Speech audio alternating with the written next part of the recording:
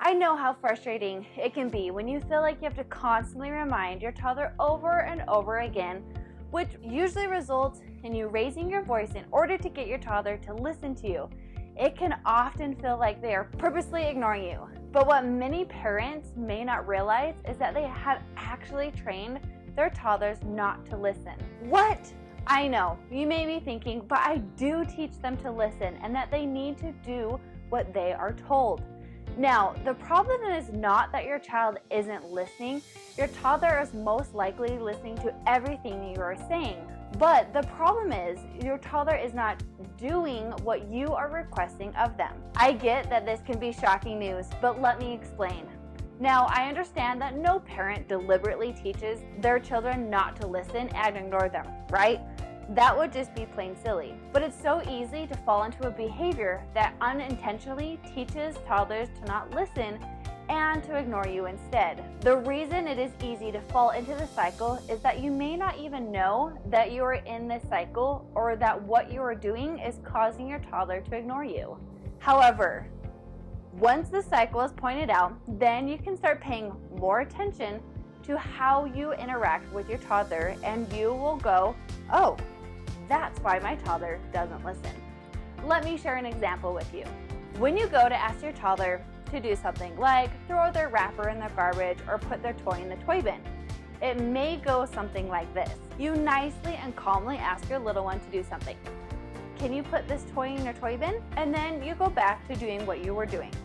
Maybe that is picking up the other items on the floor, or you're finishing up the dishes. A few minutes have passed and you look at your toddler and see that they still haven't done what you have asked. So now, this time around, you calmly but a little more firmly ask your toddler again to put their toy in the toy bin. You go back to what you're doing and you give your toddler another few minutes, only to notice that for the second time that your toddler has still not done as they were told. So now your frustration levels start to rise, and usually two different things can happen at this point. First, you either throw in the towel and end up picking up the toy for your toddler out of frustration and just wanting to get it over with, since it's now time to start getting ready for bed. Or second, you raise your voice and your more serious voice comes out, and you're standing over your toddler and you're telling them to put their toy in the toy bin as you are still standing over your toddler. As you are still standing over your toddler until they have done as you have asked. If either of these two situations tends to happen every time you ask your toddler to do something, then guess what? Your incredibly smart and clever toddler is soon going to start to recognize a pattern. The pattern is that they know that they don't need to listen and can keep playing until their parent or caregiver has raised their voice and you have asked them multiple times that now is the time to listen and follow through. Your toddler is paying more attention to your mood or your energy than actually listening to the words coming out of your mouth. Now your toddler has learned that they don't need to listen until that point. Woohoo for them and boo-hoo for you, am I right? To disrupt this pattern or behavior cycle, as I like to call it, and have your toddler listen and follow through with your request the first time, then there are a few things you need to avoid and what to do instead. First, avoid giving consequences as the last straw. Often, parents don't give a consequence to their child until they ask their child the third, fourth, or even fifth time. Consequences are so often a parent's last straw and what they use as a way to finally get their child's attention. Consequences should not be the last straw, but instead needs to be one of the first things you do when your child ignores you or doesn't listen the first time. So make sure to give a consequence the first time. A consequence needs to happen the first time. Now, we can't just leave it at that and call it good. Consequences are not enough. For consequences to be effective, you need to be able to give your toddler your full attention when you are asking them to do something. Don't ask your toddler to do something when you are distracted or your time is occupied with a different task, because you will need to be able to deliver the consequence the first time if your toddler doesn't listen. And you can't do this if you're distracted or busy with another task. Just like you need to be fully present with your toddler, you need to make sure that you have your toddler's full attention as well. Now, I get it. This can often be said easier than done since toddlers are distracted easily. Make sure your toddler is looking at you when you ask them to do something. You want to use their name, get down to their level, pause or turn off devices or temporarily remove the distractions in that area that may be causing your toddler to not fully focus on you. Once you have paused or removed distractions and you have your toddler's full attention, you give your toddler instructions. Make sure the instructions you are giving your toddler are short and direct. A trick on how to do this is by telling your toddler what you would like them to do, not what you would not like them to do. For example, say your toddler is dropping their food on the floor at dinner time.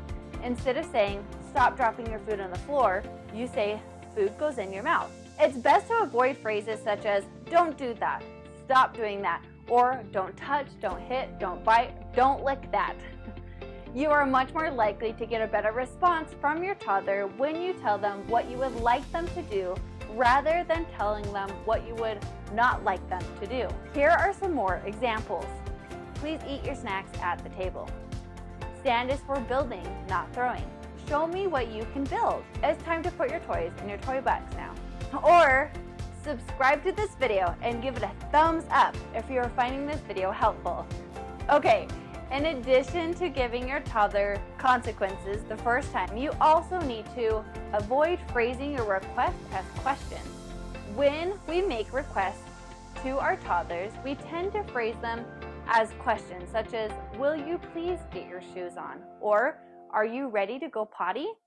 When we do this, it gives our toddlers a chance to answer us with a no, which gives them a way out of doing what they were asked to do. Instead of phrasing your request as questions, give a directive. Directive statements such as, "It's time to put your shoes on," or "It's time to get into the car," removes the opportunity for your toddler to object. Therefore, they are more likely to listen to you. Even if they do say no, you can validate their no and give your toddler a sense of control in this situation by offering them choices. You don't want to leave and you want to keep playing. I hear you. We do need to leave and I know you can do it. Do you want me to put on your left shoe first or your right shoe? Or, "I can see that you are not ready to put away your toys. Yes, it's time to clean up now.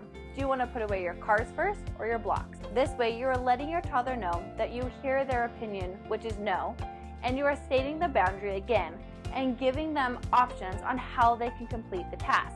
It is always great to follow up on your request by letting your toddler know what's going to happen next. For example, after we put our shoes on, we're going to put on our coats and then we're going outside to play in the snow. When toddlers know the outcomes, they are much more likely to listen and follow through without complaint when an undesirable activity is going to be followed up with an activity your toddler enjoys. Following giving a directive to your toddler, you also want to avoid rushing your toddler for a response. When your toddler is constantly asked over and over again for an answer, it can cause frustration for your toddler and yourself since a response from your toddler has not been given. It can also be confusing for your toddler and they may not know how to respond. So instead, give your toddler time to respond. This doesn't mean that you leave your toddler and expect them to come back when they have an answer. You want to look at them, remain close and at their level. But what if your toddler doesn't respond at all to your request? First, you want to try to rephrase what you said and then have your toddler repeat back what you just said. You could even say, "Repeat after me. Clean up toys, then park." Then you know your toddler has heard you correctly. Or the second thing you can do, especially if your toddler is nonverbal, is model the desired action. So for example, you pick up one of your child's toys and put it in the bin, and then you pause and wait for your child to model your actions. Once your child follows your actions, make sure to give them praise by saying, "Great job at putting your blocks in the toy box." Great, you give these two methods a try, but your toddler still doesn't respond or do what they are told. Now what? This is when you would pause, get down to your child's level, and with a calm but firm tone of voice, explain what the consequences are to your toddler. So let's say your toddler keeps throwing their blocks. So you say, blocks are to build, not to throw. If you keep throwing them, I will put them away. Your toddler continues to throw blocks, and you respond immediately and calmly and say, I can see that you're still choosing to throw your blocks. To make sure everything and everyone stays safe, we are putting the blocks away for now. Then you pick up all the blocks and put them in a place that is out of reach. It is important to make sure you respond calmly and promptly, following what we have discussed earlier in this video. That way, you are training your toddler that they need to follow through and listen the first time, since mom or dad will not be asking over and over again. The consequences of not following through with your instructions is that the toys get put away and they no longer get to play with them. Lastly, you want to avoid giving empty threats. It can be really easy to say something you don't mean when you are angry or irritated with your toddler. You may say something such as, if you don't put your toys away, I'm never going to buy you any more toys. Or, stop right now or you won't get any candy for a month. These are empty threats and you know you're most likely not going to follow through on them. This is another way your toddler learns to not take what you say seriously. So instead of giving empty threats with no follow through, give consequences that you can follow through on. You want to make sure the consequence you give is something that you can actually follow through on. If you can't follow through, don't give that consequence. For consequences to be effective, they need to be something easy for you to hold to.